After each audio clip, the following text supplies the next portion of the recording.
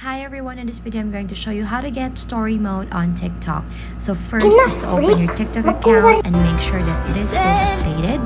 So let's get started by tapping the plus sign or plus button on the center.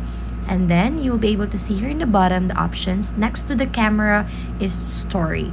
Now you can upload a story, a video one, or a photo.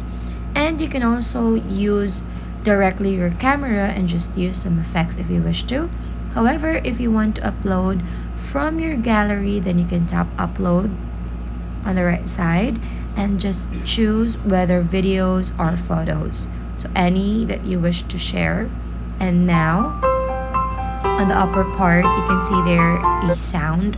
So you can tap any sound you wish to associate with that story, and then here on the right side you can edit, you can add text, stickers, effects, filter, voice, or enhance your picture or your video.